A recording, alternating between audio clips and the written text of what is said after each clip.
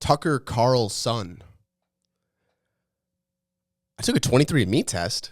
Turns out I'm 2% Chinese. That's kind of weird. I'm grown up Irish Roman Catholic. Oh, like S.A. Carlson. I thought you were saying son of Carl. I didn't get it. No. Carlson. Turns out Tucker Carlson. Yeah.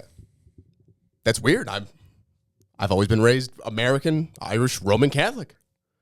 I went to work this morning and my kimono didn't fit.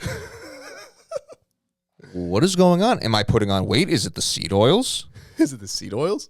I thought this was a blue zone. I thought I was on a diet of fish that some people say we're overfishing. The doctor called my penis smaller than average. I guess this test proves him wrong. Now I'm more average. How would you tell that to my bitch wife who only fucked black guys before me? Does Tucker Carlson have a wife? I don't know. I would assume he does, but I've never seen her. I've never seen her. Look her up. I'm actually curious now. Also look up Hitler's daughter. She's beautiful. Or Hitler's great-great-granddaughter. Oh, I saw her. Gorgeous. Yeah. Really makes a guy wonder what type of gene pool he could get mixed up in. Isn't it crazy that they try to slander the man? They go, oh, he had one nut and his dick was small. Yes, and he was an eighth Jewish. Carlson. Turns out my penis is average. Tell that to my bitch wife. Only fucked black guys. Never had an issue with black guys. Now I do. Of course, I've never met one, but if I were to, I wouldn't have a problem. But is it my fault or is it my wife's? Now that I'm Chinese, I'm allowed to be racist to black people. White people are the only people that are allowed to be racist. And prosecuted for it. Everyone on earth is racist. But the white man is put down for it. And now, as a Chinaman, I'm on the winning team. More at 7. Carlson. Tucker Carlson. She's not as hot as I thought she would. No, not at all. When did they meet? I thought he would have real buxom. Because I'm gonna actually respect. Big-titted. Because I'm gonna respect him now if they met like really young. It's like that Curb episode. Like, oh, this guy's got integrity. Yeah, it's beautiful. See when they got together. Just go to the Wikipedia. I don't mean to boss you around. Born 1969, 56. Trinity College, Connecticut. San Francisco, California. I was born in the 60s. It was a different time. Same year as Woodstock. I didn't do drugs. Gay marriage was legal back then. Now, not so much. It's like I think it's the opposite. The CCP made it illegal. Why is that? My social credit score is going down. People are giving me minus points for gay sex. I don't know why they would. I'm very good at it. Very good at it. I've got plenty of practice. So what else? What is it really? I met 91. Married. All right. I was a liberal back then. They met 10 years before he was on any big radio or TV. Look at that fucking dumbass photo they have of him. Like, the guy has 1,000,000 photos, and that's what they pick. Fucking mouth open, damn near like he just got caught fucking a child. Yeah, he's like, why? Like, his hair's fucked up. That's crazy. I met my wife. Where'd you ask? Oh, she's my cousin. My CIA uncle built her in a lab. Grew in her lab. Did you see Jordan Maxwell's? Did you listen to that thing I sent you? No, it's long. I got to find a good spot for it. No, it was like 35 minutes. Yeah. That's what I Okay. Well, it wasn't like a YouTube short that I could knock out in that moment. Yeah. You put it on, you listen. But the it's on the watch list. He's talking in the beginning, he's like, I got into this because my mother had an uncle who worked in the Vatican. And I had another uncle who worked in the government. Another in the CIA or something like that. It was like, what? And they would get together and talk politics and religion. And it could be bullshit. Yeah, no, he said that shit. I was like, what the fuck? It's at a weird crossroads. I heard I heard the company that takes all the school photos is owned by Shutterfly. Was bought by I heard this other company, what, Apollo Global or something, which is tied to. They just want everyone's face. They want everybody's face. And then I was going in the comments. People were like, yeah, this is weird, because I was getting offers from like modeling agencies as a kid because they said they saw my school photo. And you know what modeling is? It's a pipeline or a Jewish tunnel, as I believe they call it. Exactly. To pedophilia and Yes. sex slavery. A Hasidic tunnel. There's a video going around. It's a bunch of dudes, like construction guys, standing around a hole in the ground that they're working on, and some dude walking by stops and asks them what they're doing. He's like, "Hey, any Jews down there?" And everyone's just like, like. The guy passing by said that? Yeah, but it's all like, just dudes. So he like realized he could say it and no one would probably give a fuck. So he just lets it fly and they're like, eh. Any Jews down there? That's funny. Your odds of offending a Jew on the construction site are pretty low. Pretty slim to none, yeah. Unless the owner's around. Exactly. And again, yeah, it's probably unless the landlord comes to check. Yeah. No, it's crazy. And the tunnels must be deeper. They must be deep. We've got to be able to fit 40, 50 strollers. Wide. So they can be rushed down into the pit. The dark pit. Like cattle. Put them down, we go shramus down into the well. And we grind them up, and we sell to McDonald's. It's like the mayor walking with him. It's like, we can get this thing 60 wide. How wide do you want? Whatever you need, we'll make it happen. You keep the money coming. I'll make these people dig all night. Dig all fucking day for this shit. It's like, couldn't you just be, too wide and just line it up? No. 15, 40 wide. We've got to be quick. Quick. You have an army of Jews down here with strollers. He's like, you're not factoring in that we're not moving like a regular person. This is a very labored movement. This old Hebrew. Yeah. A bunch of Abrahams down there. Oh, I need to take a break. Yeah. My back. We used to have... What happened to Shamir, Solomon's worm that would eat rock and stone? Is that a thing? Yeah. It's in Lord of the Rings. That's what Solomon says helped him with the temple. He had a Shamir. A Shamir. I remember that word because it sounds like comic books. Lord of the Rings might be better than Star Wars. Well, it probably is on a lot of levels. I don't know. Yeah, that's I have... Okay, yeah, this is the thing you sent me. I'm like, good stuff, huh? Research is going good. Look what I found. I don't think we ever even talked about it. I think you looked into this and you were like, yeah, it's all bullshit. I think I meant to look into it and I never really did. Shamir. And then someone holding one. Very interesting. Jewish mythology.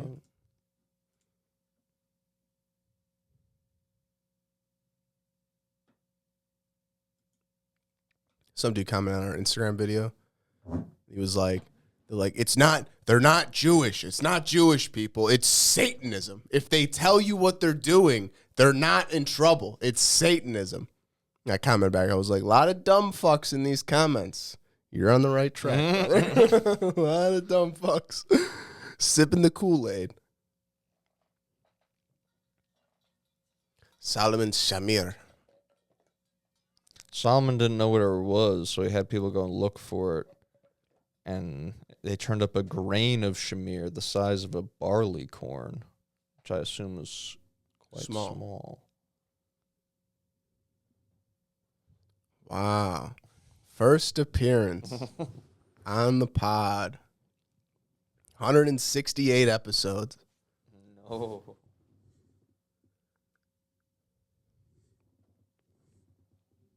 This is a show cat, people. This is what $2,000 will buy you. Jesus. All right, you want to watch this video? I was pretty hyped when I saw this. His channel just started. It's only got like 3,300 subs. Tartaria Central. We've had a channel for years. We've had a channel for years. We have had nothing. We haven't done anything. So maybe you give us a shout out. Hey, I'm gonna do what I do when I watch a video. I'm gonna like it. Subscribe. Yeah. I did like and subscribe. Industrial exhibition grounds. In a quiet corner of Pavilion 4, restorers opened a crate marked Acoustic Ornaments, Do Not Strike. Inside lay fragments of bronze, curved and resonant, each stamped with a number and a faint sigil shaped like overlapping circles. The catalogue listed them as decorative pieces, yet no record describes their installation. When lightly tapped, the metal emitted a hum at precisely 112 Hz, low enough to vibrate the glass display cases nearby. One photograph from that same hall shows a bell suspended above what appears to be an electrical generator, but in later prints the object is painted out. Curators called it a retouching error. Dust lingers in the air. The bronze flickers like something alive. History remembers progress, but forgets what it replaced. The bell fragment rests silent now, yet its surface trembles as though remembering motion. In the spring of 1873, at the International Exposition of Paris, engineers from across Europe gathered to present new methods of casting large bells for civic towers. Official pamphlets celebrated metallurgy, harmony, and the march of progress. The displays gleamed beneath gaslight. Visitors crowded around polished bronze specimens, marvelling at their weight and tone. Yet in the archives of the foundry, Baptiste and Fils, preserved among dusty ledgers and technical diagrams, one sketch reveals something unexpected. Bell interiors engraved with concentric channels, more mechanical than ornamental, spiraling inward like the grooves of a turbine. We tune them not for the ear, one craftsman noted in a margin, that fucking thing, but for the air itself. Light rain fell that afternoon. Witnesses later described a low hum lingering in the exhibition hall, even after the bells stopped ringing, a vibration felt in the chest rather than heard. The blueprints themselves bear an inconsistency. Two different completion dates appear on consecutive pages, one marked 1873, another 1877. When questioned decades later, archivists could offer no explanation. The ink matched, the handwriting remained identical. The bells had been delivered on schedule, they insisted, yet something in the records refused to align. By 1881, the design had travelled east, within the newly consecrated Cathedral of the Transfiguration in St. Petersburg. Vast bronze bells were hoisted into the tower during a ceremony attended by clergy and state officials. Priests claimed they marked divine hours, calling the faithful to prayer with tones that carried across snow-covered rooftops. Yet architectural drawings discovered in 1929 reveal a peculiar feature. Metallic rods connecting each bell to the roof's copper dome, a detail absent from official construction plans. Visitors to the cathedral that winter spoke of a tingling in the chest when the bells rang during storms, as though the air itself grew charged. Snow fell heavily, dampening the city's usual clamour, except at the cathedral, where echoes persisted long after the final toll. One deacon recorded his discomfort in a private journal. The sound does not fade as it should. It gathers, somehow, beneath the dome. The installation logbook, meticulously maintained for months, ends abruptly. Its final page is missing, torn cleanly from the binding. In the margin of the preceding entry, someone wrote in Cyrillic, "Completed as instructed, though not as designed." At the World's Columbian Exposition of 1893 in Chicago, the Great Columbian Chime stood as the centerpiece of the Transportation Building's acoustics display. Contemporary photographs show power cables running beneath the bell platform, coiled like black serpents against the polished wood. Yet the official guide makes no mention of electricity, describing the exhibit only as a marvel of modern casting techniques. A worker's diary discovered in a storage crate in 1932 offers a different account. The entries are brief, factual, written in pencil that has faded but remains legible. Second week of installation. They told us to stand back during testing, said the tone could burn the skin if we got too close. Didn't explain why. On the back of one surviving postcard from the exposition, collectors noted a faint metallic dust pattern outlining the bell's contour, as if the image itself had been magnetized. When examined under magnification, the particles align in radial formations, spreading outward from the bell's crown. The exposition's removal records, typically exhaustive in their documentation of dismantled exhibits, end abruptly 2 months before the fair's official closure. The bell is never mentioned again. Following the exhibition in Kiev of 1896, museum records indicate that several bells were crated and shipped to destinations left unspecified. Inventory logs list their weight down to the kilogram, note their bronze composition with chemical precision, yet omit any mention of their foundry or intended use. The fragments discovered in Pavilion 4, those marked "Do Not Strike," vibrated under certain light frequencies, a phenomenon documented by restoration staff but never explained. An archivist who handled the catalogue during reorganization efforts in 1912 recalled the curator's reaction upon first opening the crate. "He went pale," she wrote to a colleague, touched one of the pieces, then stepped back, whispered something I couldn't quite hear, sounded like, "These were never meant to ring for people." A ledger entry recording the shipment bears a curious error. The date is listed as 1886, 10 years before the exhibition itself took place. When cross-referenced with warehouse receipts, the discrepancy deepens, the crate number matches, but the contents shift between records. Most peculiar of all, dust accumulated on the fragments in radial patterns, spiraling outward from each piece's centre. Modern analysts comparing the formations to electrical experiments found them nearly identical to patterns produced during Tesla's early induction demonstrations. Work that would not be publicly presented for another decade. In 1898, architectural plans surfaced during renovations at the Royal Technical Institute in Dresden. Folded into a portfolio of structural sketches, the blueprint detailed a tower structure labelled Resonanzkammer, resonance chamber. Marginal notes written in careful Cyrillic script reference Kiev harmonics and registers of sustained frequency. When archivists cross-checked the plans against official building files, they found no record of construction. The tower, according to municipal records, was never built. Yet aerial photographs taken during a survey in 1910 show something unexpected. A circular foundation on the exact site specified in the blueprints, partially overgrown, but clearly visible from above. Workers clearing the area for new construction reported finding copper fittings embedded in the stone, arranged in concentric circles. Local authorities declared it the remains of a garden fountain and ordered the site filled. The notes themselves present another mystery. Under ultraviolet light, the ink fluoresces faintly, a pale blue-green that modern analysts attribute to metallic particles suspended in the pigment. Chemical testing revealed traces of copper and zinc in ratios uncommon for standard writing inks of the period. When asked to explain the discrepancy, the Institute's director in 1931 simply stated, "We cannot account for every document in our collection." In 1902, restorers entering an abandoned foundry in Birmingham uncovered half-finished bells coated with graphite, their surfaces dull and lightless. Tags attached to each read prototype, electrical, yet no records linked them to church commissions or civic orders. The foundry had closed suddenly 3 years prior. Payroll books and casting schedules ended mid-entry. Tools left precisely where workers had set them down. Rainwater leaking through the collapsed roof had corroded most metal surfaces, reducing iron fixtures to rust and eating through copper piping. Yet one bell, smaller than the rest, still resonated faintly when struck with a wooden mallet.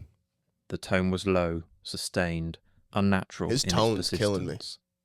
A reporter covering the restoration for a local paper described entering the foundry during testing. There was a pressure in the ears like altitude. How much is left? The air felt heavy, charged. I had to leave after 10 minutes. The foundry's final payroll entry, written in the owner's 10 hand, minutes. stops without explanation. Work halted by instruction from above. The sentence ends there. Below it, in different ink, someone added, "Molds destroyed per directive. No inquiry permitted." A photograph from the restoration shows the bells arranged in rows, each stamped with sequential numbers. The final number in the series, 17, is missing. In 1905, a colonial administrator sorting through survey documents in Calcutta discovered a single photograph among routine temple records. The I wonder image if these are showed a real brass photos, bell though. suspended over metallic rods shaped like tuning forks, arranged in a pattern too precise to be Very good decorative. quality. British They're surveyors very had good for the- annotated I it mean- native religious device and filed it without further investigation. Yet the structure I could matched Photoshop European that. blueprints precisely, Easy. specifically those labelled resonant power assembly in technical drawings from the Paris Exposition.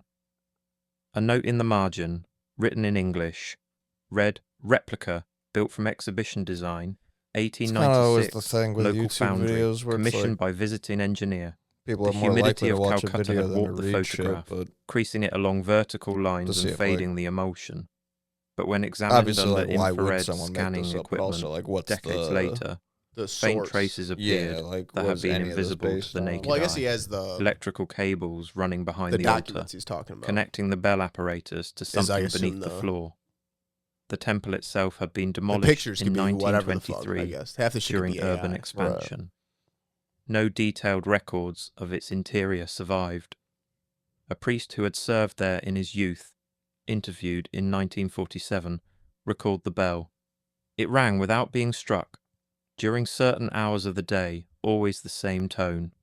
We thought it was a miracle. When asked if the sound felt unusual, he hesitated. It made the candle flames bend sideways. A letter dated 1910, discovered in the archive of the Vienna Institute of Physics, references cathedral harmonics, capable of transmitting energy through open air without wires. The author, physicist Carl Wünscher, cited bell measurements identical to those recorded in St. Petersburg and Kiev, down to the That's probably why precise they don't ring these frequency of bells. oscillation and the thickness of the bronze at specific Start points fucking along each people up. curve. His paper, titled I don't think Acoustic those are the Transmission same of bells. Electrical Potential, Those was could submitted be for ancient bells. publication, Who knows how but old that withdrawn building before is? review. University records note only religious sensitivity as the I think reason, pretty well yet Wunsch's documented, private sketches, within preserved by a colleague, lifetime. show something extraordinary. A map of Europe with bell tower locations marked as frequency nodes, their positions forming a network pattern remarkably similar to modern radio transmission maps. Each node corresponded to a city where the resonant bells had been installed.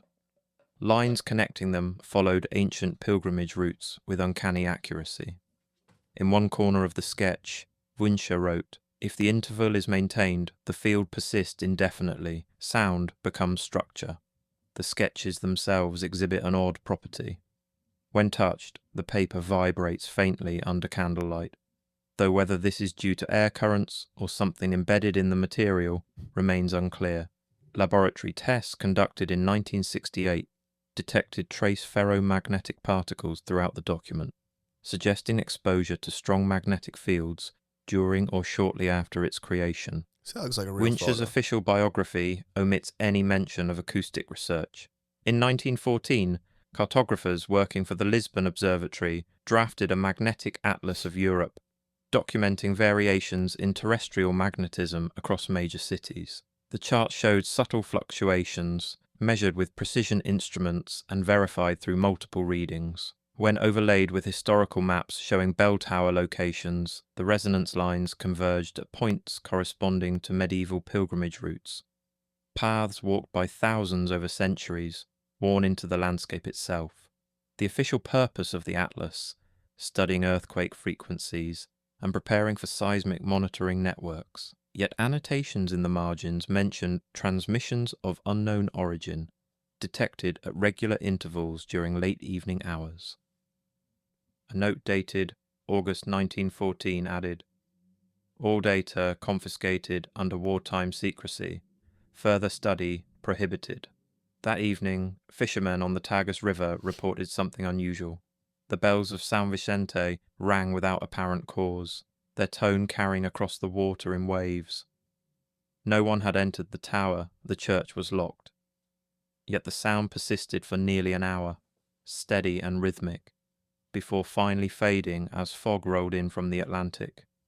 The atlas itself vanished during the war. A single page survived, tucked inside an astronomy textbook sold at market. It showed Portugal's coastline marked with resonance measurements, each notation accompanied by a frequency value. At the bottom, someone had written, "Pattern repeats at 28-day intervals. Lunar correlation suspected but unconfirmed." Recovered diaries from Swiss engineer Heinrich Müller, donated to a Zurich archive in 1960, detail his work on resonant energy synchronization using bronze oscillators. The entries span 1890 to 1916, written in a methodical hand that grows increasingly erratic toward the final pages. In 1895, Müller travelled to Russia to assist in casting what he called... Regardless of that, there's something to these fucking bells. And when he says they're done under, like, wartime secrecy, you wonder if that's what... Like, it keeps going to the same thing that we keep saying of, like, that's what those wars were for. Like, that, at least the first one, was to get rid of those, like empires. Like, to cover up the... I guess that's if Tartaria fits in that timeline. Mm-hmm. Like where Rome and all that shit's made up. And all that's just Tartaria. Which would make sense why all the architecture is the same. Like if Roman architecture is just Tartarian architecture, then we got those temples out here. Or if everything's just influencing each other or like descended from the same thing, even if it's splinters. Yeah. No, exactly. But I keep wanting to like look into there's nothing. You know what I mean? It's so fucking hard to look at. Like you just go off of these videos. It's hard because on the maps and stuff, a lot of Tartaria stuff.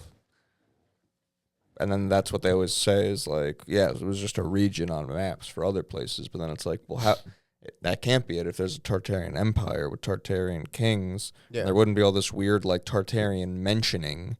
Yeah. If it was just that, it is an empire. But then it's like, well, what's the history of it?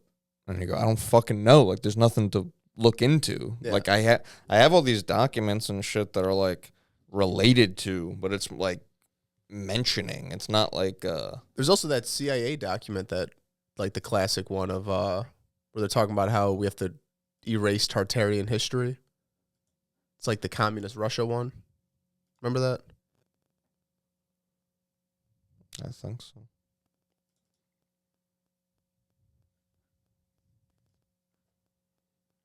Oh, that one right there. CIA doc about Tartaria. Or Tartary. You don't have to click on it. They're crazy. Oh, you have it highlighted. That's what I mean. It's like shit exists. It's a thing. Within the walls of Tartar City is the Forbidden City. Yeah, that's a thing that I see. There's like some boxer revolution, like this town in China that got all fucked up, and it's like a mainstream thing, but everyone's like, yeah, but it doesn't make any sense why they would go like so crazy on that one town. But I guess that one town is like descended or related to Tartarian shit, so that's why they went in and like wrecked them for no reason. Really? I don't know enough about it. I think there's like a movie about the propaganda version, but then it makes sense of like those two countries in that area that take up the most, like China and Russia. It's the two communist countries. Like they're locked down. You don't know shit about over there. They just attack whoever the fuck they want. You erase whoever the hell. And then it goes back to all those videos of why are the entrances to the Great Wall of China on the other side? Why is the cover for shooting arrows faced in towards China? The arrow thing, they say, I guess, go and like the doorways and stuff. I guess they go both ways. But then there's the question of like, but when is that like someone else taking it and then like adding A doorway? that's on this side? Like once if the sides flip on who's you like owning It's it. cool. Yeah. But they do say, yeah, like the entrance or whatever, like they say you leave China to enter the Great Wall of China. And it's like, That doesn't make any sense. like, well, that wouldn't be their land. Or maybe I'm saying it backwards, but they say like you have to go like outside to get in. It's like, but wouldn't it be like, The other way? yeah. Or just with like the arrow cover too. Where Or like, all the flags and stuff. Like, you can't be like just a name for a region and have a flag. You have to be a fucking country and like a thing, that flag. Yeah, like Asia as a whole doesn't have a flag. Yeah, it doesn't make any fucking sense. No. How about that one chart from like the 1700s I sent you? That The would Ben Franklin one or whoever it was. I don't think it was Ben Franklin. It was some name like that though, of that era. But yeah, Tartary's all over that shit.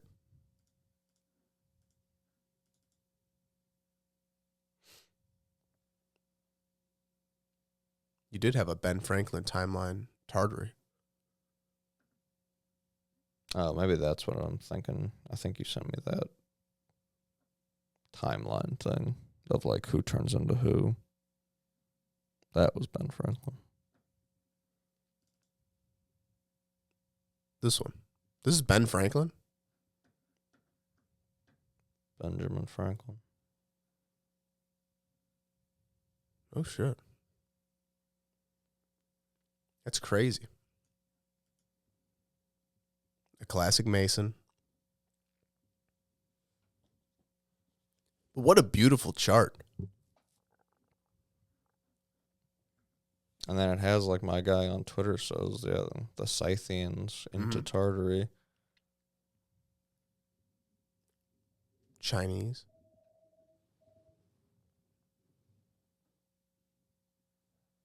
And then the Romans into the Franks.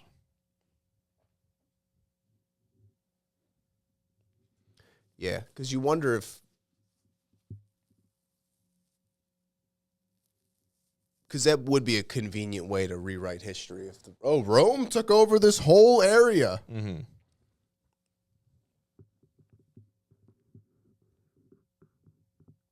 Yeah, but there's not a lot of like direct stuff you can read about them. It's a lot of like mentions and stuff. Which I think is probably the point. That's probably their whole scheme. Is that it's impossible to find shit. Unless we sneak into the basements of these museums.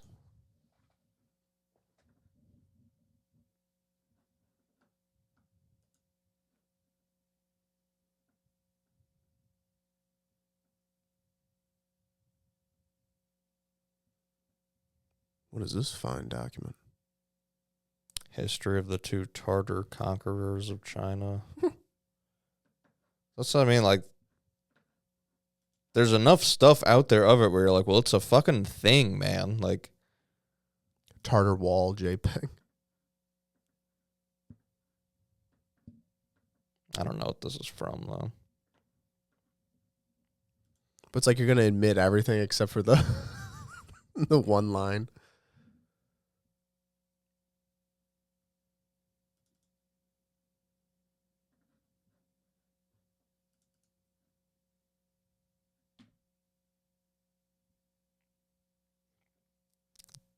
Such a crazy depopulation in only 20 years is like never happened before.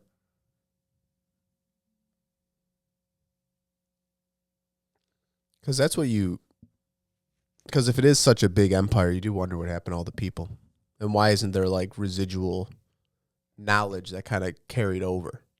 It says this abandonment, this Tartar population filling the streets.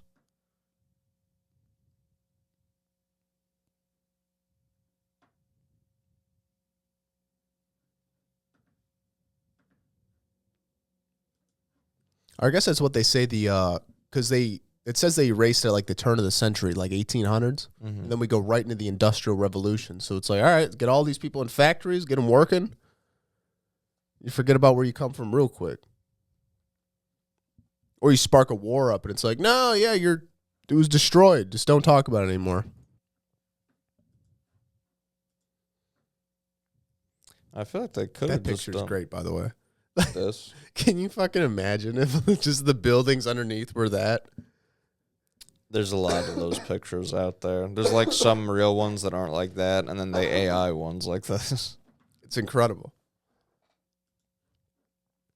There are those photos, though, when they dig up like part of those like monuments, and there is just more pillars and shit underneath. Apparently some references to cotton, I think, as the Tartarian lamb. Cotton? I think so. Which is why they made slaves pick cotton. Because it's a sacred plant. Yes. They were doing him a favor.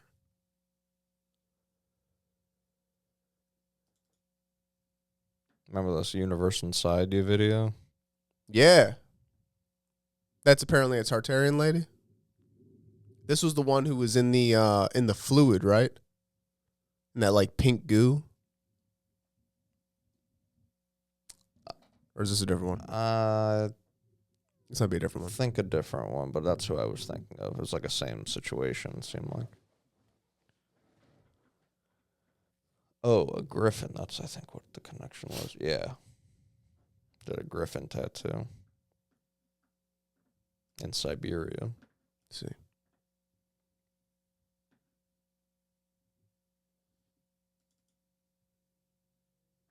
Wall of Tartar City. Pierced by the British troops.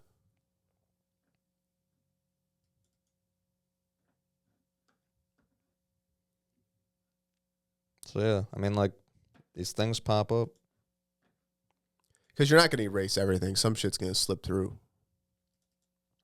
Yeah, this is what I was talking about, the Boxer Rebellion. That's what that show was The called. Blue Jackets. See the flag.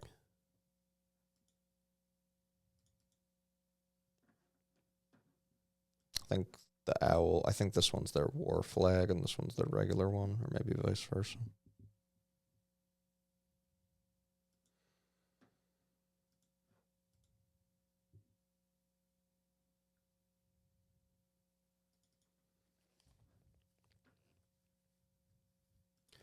Can you imagine if, like, when we're like 80, like somehow the right people get in power to where, like, hey guys, history is a little fucked up. Here's the disclosure. And everyone you would say, And we get it. everyone you would say, I told you so too, is dead. Yeah. Ancient Chinese account of the Grand Canyon. What?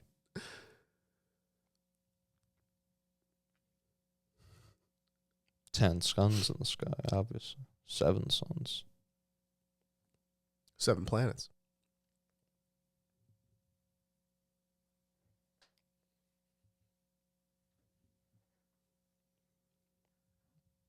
The tree of knowledge. America, shaped like a tree. Like the Bible, everything's a tree. They also always have that big ass river going through. Like chops the whole thing in half. That's the Great Lakes draining. Is that what that is? Because that's like some John Levy stuff, like that the Great Lakes are like not from back when the glaciers happened. It's like a different thing. Oh, right And there. like- Yeah, Grand Lake.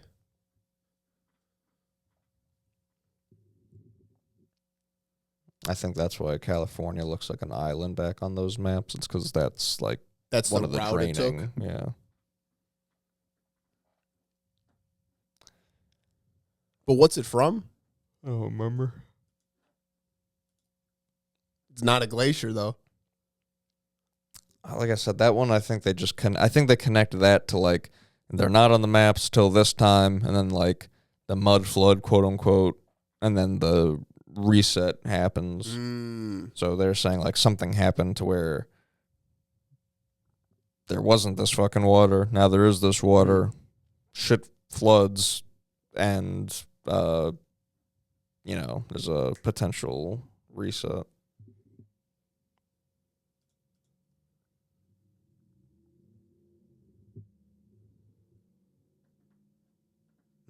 Just random things, you know what I mean? Like, Fucking weird, man. Cause yeah, you get like fragments of everything.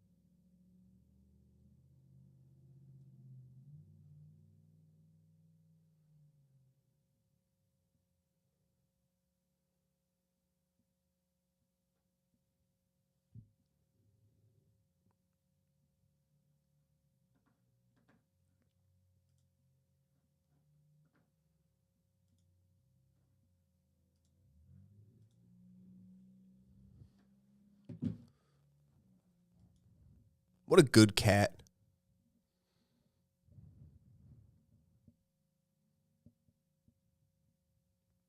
You have a 9/11 folder? just as I see things. Never know when footage will get deleted. Save Exactly. things when I can.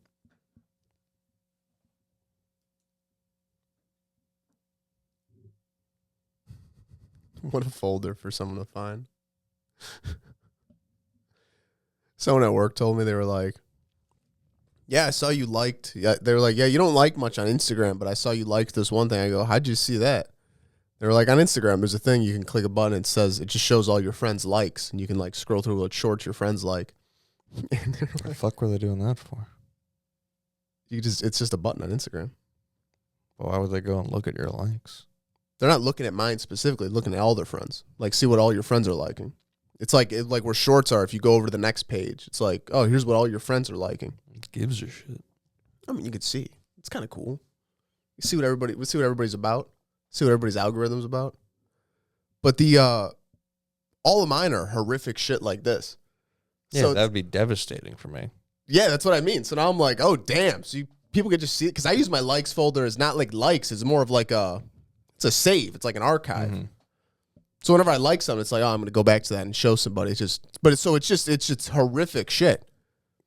I like things that I don't even agree with an hour later, but in the moment, I'm like, fucking, Absolutely. where do I sign? Yeah, you can't. Yeah, some shit you gotta be careful. That's why I like the bridge burners one now. I stay on that one for my conspiracy shit. For your browsing. Yeah, and for my Instagram threads for these pieces of shit. But yeah. You got anything else? All right, fuckers. We'll see you cats next week with Kabbalah.